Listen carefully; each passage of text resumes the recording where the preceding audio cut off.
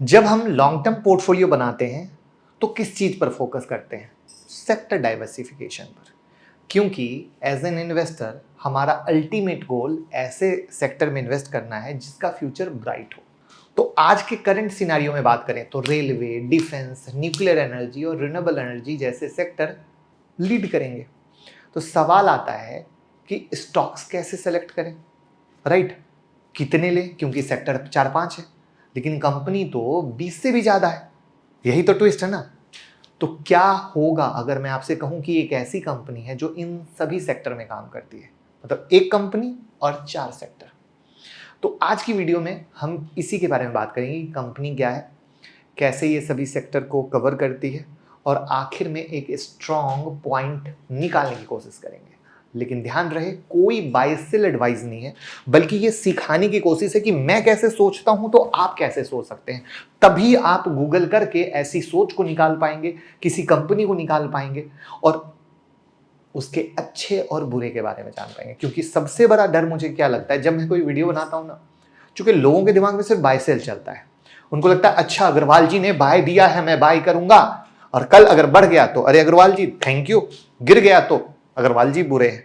ना मुझे thank you चाहिए कि बढ़ गया, ना मुझे डूब गया उसमें चाहिए, बल्कि मेरी ईमानदार कोशिश ये है मैं कैसे सोचा, सोच के कैसे पॉइंट निकाला जिसका डेटा सेट में दिखाऊंगा, और उस पॉइंट को जब आप समझेंगे तब आप कहेंगे नहीं है यार, सर ने जैसे 4 सेक्टर को पकड़ा, निकाला, फाइनेंशियल दिखाए, तो मैं अब ऐसे सोचता हूं और अपने पोर्टफोलियो को भी चेक करने की कोशिश करता हूं। तो एक शेयर जो बताएंगे 4 सेक्टर में काम करता है, प्लस ये पूरा एक प्रोसेस रहेगा मल्टी बैगर शेयर को पहचानने का। यानी कहानी यही नहीं खत्म होती है, आगे आप कैसे खुद से एक मल्टी बैगर शेयर को पहचानोगे उसको हम लास्ट में समरी करेंगे। पेपर पेन लेके बैठ जाना, और ना हो तो पहले ले आना। तो चलिए शुरू करते हैं। लेकिन पहली बार आए हैं तो चैनल को सब्सक्राइब कर लीजिएगा, बेल आइकॉन हिट कर लीजिएगा, और भैया ज्वाइन बटन से यूट्यूब मेंबरशिप ज्वाइन कर सकते हैं। 799 का प्लान है, हर वीक एक वीडियो और बेहतरीन अपडेट्स मिलते हैं जो आपको रखते हैं मार्केट में 2 कदम आगे। और टेलीग्राम हो चुका है ब्लूटिक, फर्जी टेलीग्राम से चलिए जुड़िएगा मत, वरना शिकार हो जाइएगा फर्जीवाड़ा के। तो चलिए डेटा को समझते हैं। लेकिन आप ऐसा किसी स्टॉक को जानते हैं तो कमेंट में नाम बताइए, तो मुझे लगेगा मैं जैसे सोचने की कोशिश करता हूं, जो हमारा परिवार है, जो हमारे फॉलोअर्स हैं, वो भी कुछ सोचने की, समझने की कोशिश करते हैं। तो नाम बताइए, तब तक हम दिखाते हैं आपको सेक्टर 1 रिन्यूएबल एनर्जी, जहां पर हम ये मानते हैं, जो डेटा कहता है, हम मानने का मतलब अपनी मर्जी से नहीं, जो यहां पर ग्रोथ की कहानी होने वाली है कैपेसिटी में 2030 तक, वो 500 गीगावाट तक की होने वाली है, क्योंकि रिन्यूएबल है हमारा फ्यूचर। अगर हम सोलर पे आते हैं तो 2030 तक ये बढ़ने वाला है 300 गीगावाट तक। 82 गीगावाट पे बैठे हैं, यहां पे 145 गीगावाट पे बैठे हैं, यानी हम पूरे इंडस्ट्री को पकड़ के चल रहे हैं। ठीक है, हमें किसी कंपनी से कोई लेना देना नहीं है। रेलवे में आते हैं तो रेलवे में अगर हम कैपेक्स की तरफ जा रहे हैं तो 2453 बिलियन रुपीस की कहानी है, जो 2025 में 2550 तक होने की कहानी है। डिफेंस में अगर 2025 जाते हैं तो भैया इसका कैपेक्स 6210 बिलियन रुपीस तक होने वाला है। तो आपने क्या देखा? 4 सेक्टर देखा, किस तरीके से इंडस्ट्री वाइज ग्रोथ है वो हमने एक सोचने की कोशिश की। तो अब दिमाग चलना कुछ चालू हुआ है। अब सेक्टर के डिटेल में इसलिए नहीं गया क्योंकि ऑलरेडी सेक्टर के एनालिसिस की डिटेल वीडियो मैं बहुत बार अपने चैनल पे कवर कर चुका हूं। अगर आप नहीं देखे हो तो प्लीज चैनल पे जरूर जाके चेक करिएगा, आपको बहुत बेहतरीन पॉइंट्स मिलेंगे, क्योंकि अभी मुझे थोड़ा अलग समझाना है। तो अब हमने कैसे पकड़ा? हमने सोचा कि किस किस सेक्टर का भविष्य अच्छा है, तो हमने सेक्टर 4 निकाले। अब हम ये देखने के कौन सी कंपनी है, तो हमने देखा गुड लक इंडिया है। ठीक है, अब प्लीज फिर से हाथ जोड़ के, कोई बाय सेल नहीं है, सिर्फ सिखा रहा हूं। कंपनी इंजीनियरिंग स्टील प्रोडक्ट को मैन्युफैक्चर करती है, जिसका यूज अलग अलग सेक्टर में होता है। मेनली 4 सेगमेंट में कंपनी अपने प्रोडक्ट को बनाती है। उसको समझते हैं, जिससे इनका पूरा बिजनेस मॉडल क्लियर हो जाएगा। तो अब ये कंपनी हो गई, ये इनके पूरे मैंने यहां पर लगा दिए। तो सेगमेंट 1 का जो रेवेन्यू है वो 15% का है, जिसमें इंजीनियरिंग स्ट्रक्चर और प्रिसिजन फैब्रिक्स का आता है। उसके बाद फोर्जिंग सेगमेंट में आता है, ये सेगमेंट 2 है, जहां रेवेन्यू 14% का आता है। ठीक है, प्रोडक्ट इसलिए लगा दिया कि कई बार क्या होता है कि लोग समझ नहीं पाते, और ये जो फोर्जिंग है ये क्या है, डिफेंस एरोस्पेस में यूज होते हैं। तो अगेन डिफेंस और एरोस्पेस में ये प्रोडक्ट की यूज होती है, ये अगेन इंपॉर्टेंट पॉइंट है। अब ये जो हुआ ये हमारे सोलर की तरफ चला गया, जो सोलर में यूज हो रहा है। ठीक है, तो ये अगेन इंपॉर्टेंट हो गया। उसके बाद हम तीसरा आता है पाइप्स एंड ऑटो ट्यूब में आते हैं। इसका रेवेन्यू 24% का आ रहा है, ठीक है। अब ये 24% का आ रहा है तो अगेन आप प्रोडक्ट देख कर आ गए। अब अगेन देखोगे तो एरोस्पेस, ऑटोमोबाइल, डिफेंस जैसे सेक्टर में इनका यूज होता है, अगेन वो यहां पर मैंने क्लियर कर दिया। उसके बाद सेगमेंट 4 रेवेन्यू मिक्स है 47% का, जो क्या है, CR coil, pipe and tube. Again ये जो है रेलवे में यूज हो रहे हैं, रोड ब्रिज में यूज हो रहे हैं।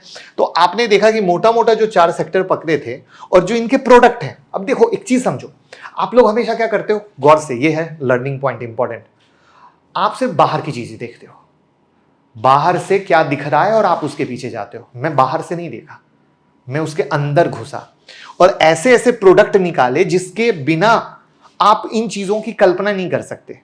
जैसे शरीर के अंदर कहां हड्डी का क्या क्या ज्वाइंट है किसी को पता नहीं, डॉक्टर को छोड़ के। तो सेम कहानी अगर कुछ करना है एरोस्पेस में, डिफेंस में, रेलवे में, न्यूक्लियर पावर में, तो कुछ ऐसे ऐसे पार्ट्स हैं जिसके बिना वो अधूरा है। तो हम उस अंदर में जाकर उस पॉइंट को निकालने की कोशिश किए जिससे आप समझ पाओ कि ओ माय गॉड, ऐसे सोचा जाता है, राइट, ऐसे सोचा जाता है।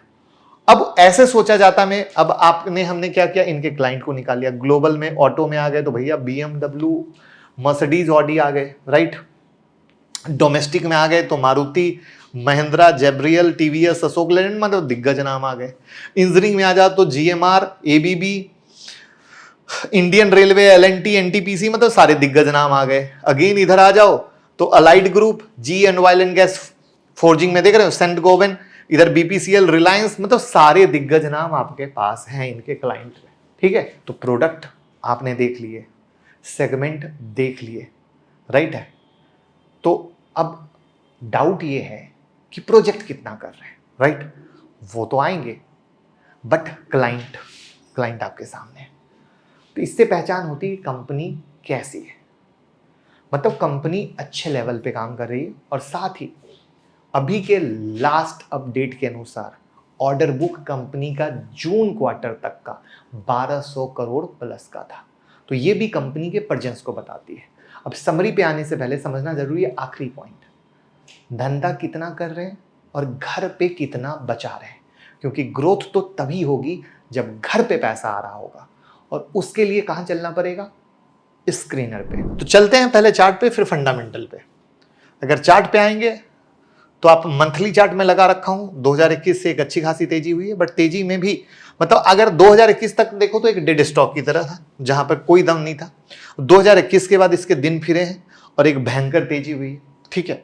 अब भयंकर तेजी में फंडामेंटल क्या है, क्योंकि हो सकता है ना कि हमने जो सोचा हो वो सोच सही हो बट फंडामेंटल में दम ना हो, तो तब वो कंपनी को तुरंत लात मार देंगे, क्योंकि यही तो लर्निंग होती है। क्योंकि सोच में हमें पता चला कि ये कंपनी है, बट जरूरी थोड़ी कि ये कंपनी फंडामेंटली अच्छी हो, स्टॉक मैनिपुलेट भी हो सकते, व्हाटएवर, कुछ भी। चलिए देखते हैं।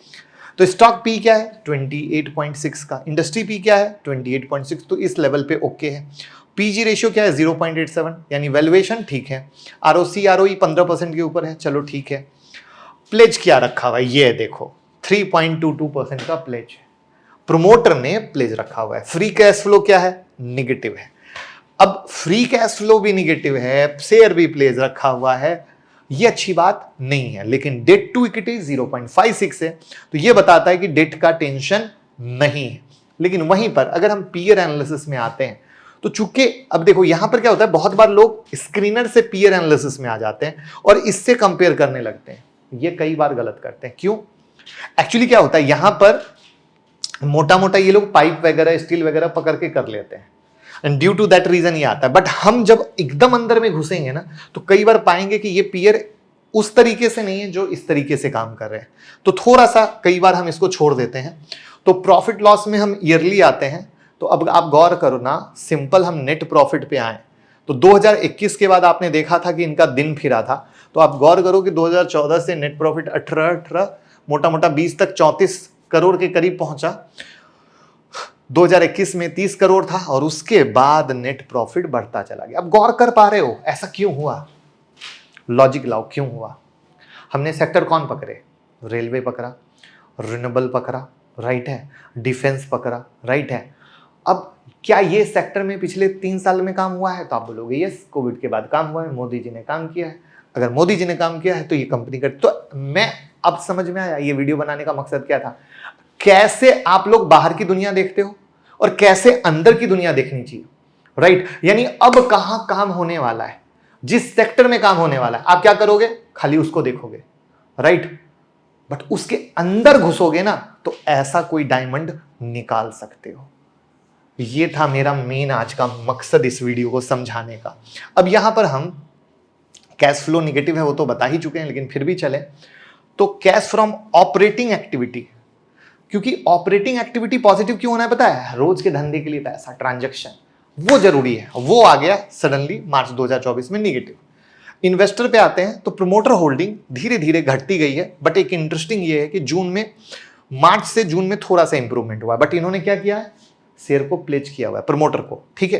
प्रमोटर ने यहां पर देखो एफआईआई ने अपनी होल्डिंग को घटाई है, और डीआईआई, जो एक इंटरेस्टिंग सी कहानी समझो, डीआईआई जो शेयर को सबसे ज्यादा खरीदते हैं फिलहाल आज के डेट में, उनकी होल्डिंग भी बहुत कम है, 1.81% है, ठीक है? तो दिस इज द पॉइंट जहां पे हमने कंपनी को देखा, समझा, बट मकसद ये था कि अब जो हमारे देश में होगा, अगला सेक्टर जो बनेगा, वहां पर बाहर से मत देखो, मैं खड़ा हूं या आप खड़े हैं ऐसे ना देखें, हमारे अंदर को देखें, और अंदर की ऐसी चीजों को देखें जो आपको बताए कि अरे इसको तो किसी ने नहीं देखा, और जब इसको किसी ने नहीं देखा तो वो बनेगा मल्टीबैगर। तो उम्मीद करता हूं कि एक मल्टीबैगर कैसे निकालते हैं उसको लाइव एक एग्जाम्पल की तरह जो बताने की कोशिश की, वो आप इंप्लीमेंट करने वाले हैं आगे वाले समय में। तो लर्निंग अच्छी लगी हो तो वीडियो को शेयर कीजिएगा, प्यार दीजिएगा, मोहब्बत दीजिएगा और फॉलो करते रहिएगा।